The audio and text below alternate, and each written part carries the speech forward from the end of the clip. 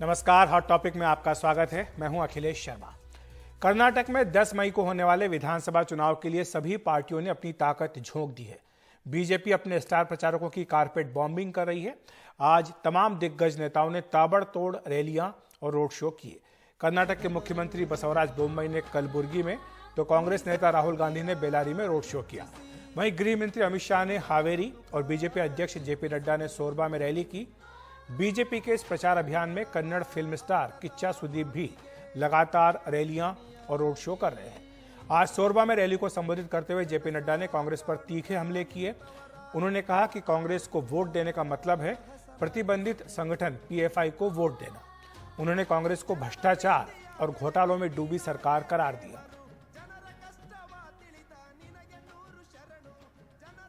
जब येडियुरप्पा जी की सरकार आई तो पीएफआई और एसडीपीआई के खिलाफ 175 केस हुए और 1700 लोग जेल में गए, 1700।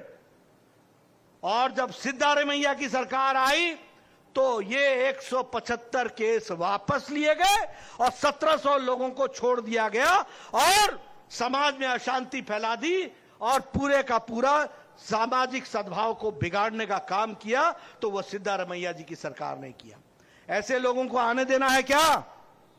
बताओ भाई, ऐसे लोगों को आने देना है क्या? आज कांग्रेस और बीजेपी दोनों ही पार्टियों ने चुनाव आयोग का दरवाजा भी खटखटाया। बीजेपी नेताओं का एक डेलीगेशन मल्लिकार्जुन खड़गे की शिकायत करने पहुंचा। बीजेपी ने पीएम मोदी के खिलाफ खड़गे के बयान का जिक्र करते हुए चुनाव आयोग से मांग की कि उन्हें प्रचार करने से रोका जाए और उनके खिलाफ कार्रवाई हो। जो वाक्य कांग्रेस के अध्यक्ष श्री मल्लिकार्जुन खड़गे ने किए हैं वो जानबूझकर किए। वो कांग्रेस की उस गहरी घृणा की राजनीति का हिस्सा है जिसमें कांग्रेस एक लोकप्रिय नेतृत्व के प्रति अपना व्यक्तिगत वैमनस्य रखती है। और इसलिए हमने स्पष्ट रूप से चुनाव आयोग से मांग करी है। ये एक ऐसा दृष्टांत है जिसमें पहले भी चुनाव आयोग ने संज्ञान लिया है। न केवल श्री खड़गे को चुनाव आयोग से निर्देश देकर केवल कैंपेन से न रोका जाए, एफआईआर भी दर्ज की जाए। पीएम मोदी को लेकर कांग्रेस अध्यक्ष मल्लिकार्जुन खड़गे के बयान पर आज गृह मंत्री अमित शाह ने पलटवार किया। कर्नाटक के धारवाड़ में एक रैली को संबोधित करते हुए अमित शाह ने कहा कि कांग्रेस के नेताओं की गाली से बीजेपी का समर्थन और बढ़ेगा।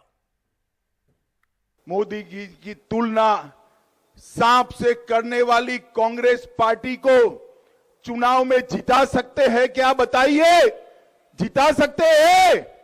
सोनिया गांधी जी कहती है मौत का सौदागर, प्रियंका गांधी कहती है नीची जाति के लोग, और ये कहते हैं विसेला सांप।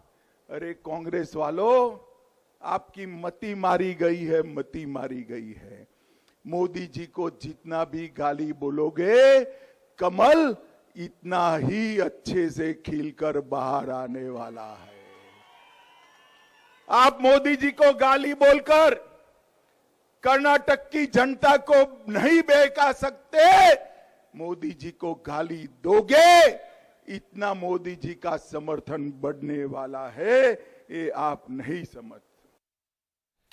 वहीं कांग्रेस ने भी आज गृह मंत्री अमित शाह और उत्तर प्रदेश के मुख्यमंत्री योगी आदित्यनाथ के खिलाफ चुनाव आयोग का दरवाजा खटखटाया है।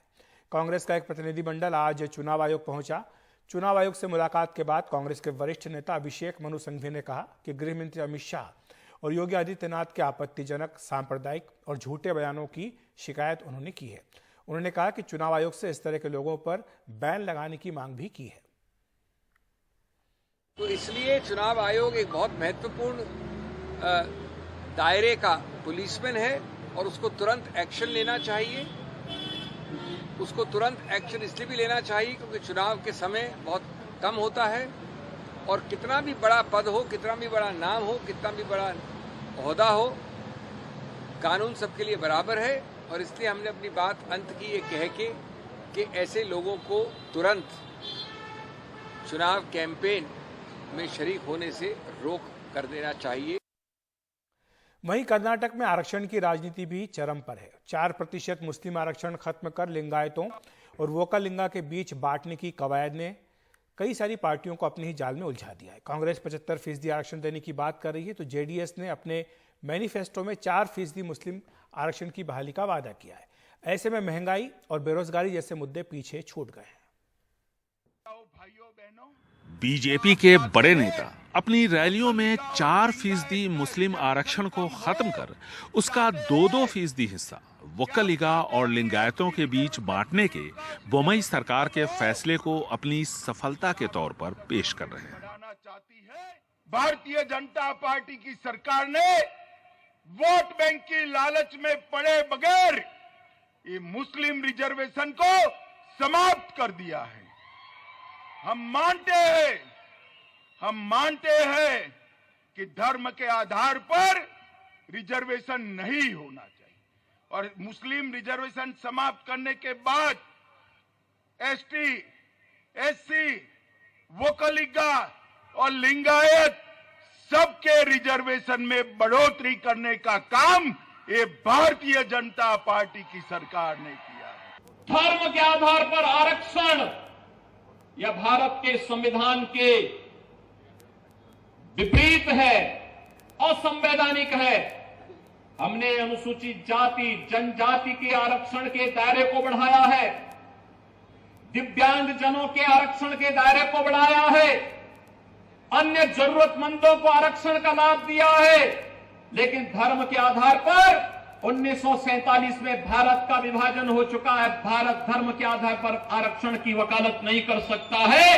अन्य विभाजन के लिए हम तैयार नहीं है, यह भारतीय जनता पार्टी का मानना है, क्योंकि हम सब मानते हैं एक भारत श्रेष्ठ भारत की परिकल्पना ही भारत को आगे बढ़ाएगी।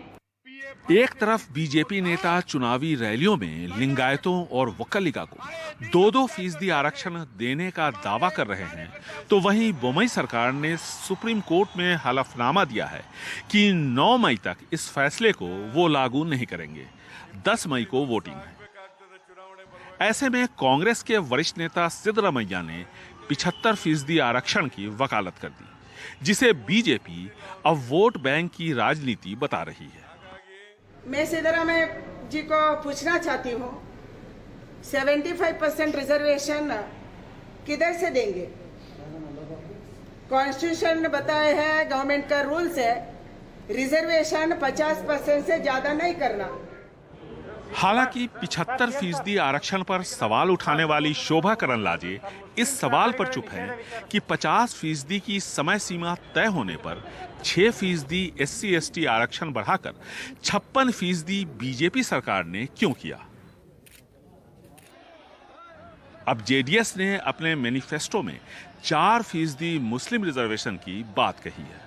मैनिफेस्टो में हमने कहा है 4% माइनॉरिटीज के लिए और पहली बार 5% टोटल बजट में मुस्लिम्स, क्रिश्चियंस, जैन, सिख इन चारों समुदायों को बजट का 5% जो है इन समुदायों के ऊपर खर्च करेंगे। सुप्रीम कोर्ट में बोम्मई सरकार के फैसले को चुनौती दी गई है कि पिछड़ा वर्ग आयोग की अंतरिम रिपोर्ट के आधार पर मुसलमानों का रिजर्वेशन खत्म किया गया है।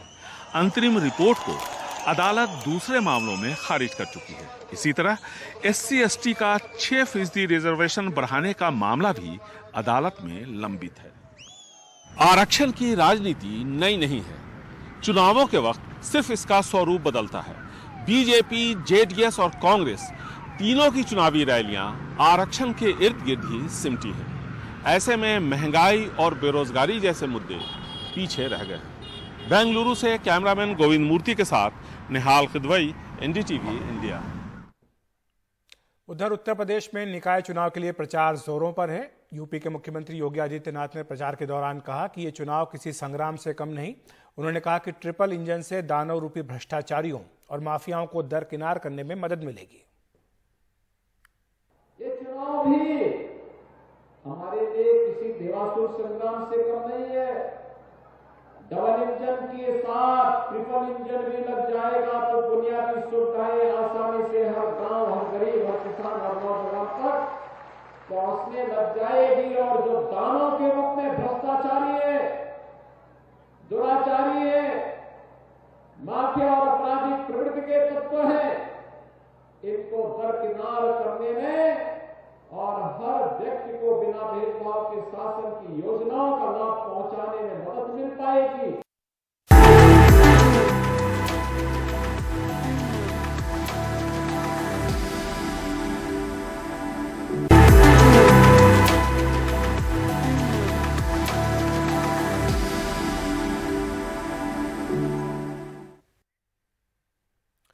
सुप्रीम कोर्ट ने नफरती भाषणों पर सख्ती दिखाते हुए सभी राज्यों को खुद ही संज्ञान लेकर कार्रवाई करने को कहा है। सुप्रीम कोर्ट ने राज्यों से कहा है कि धर्म की परवाह किए बिना गलती करने वालों पर कार्रवाई करें। कोर्ट ने कहा कि इस तरह के जो भाषण हैं वो गंभीर अपराध हैं जो देश के ताने बाने को प्रभावित करते हैं। सुप्रीम कोर्ट ने 2022 में ये आदेश केवल यूपी, उत्तराखंड और दिल्ली के लिए दिया था, लेकिन आज इसका दायरा बढ़ाते हुए सभी राज्यों को इसमें शामिल कर दिया।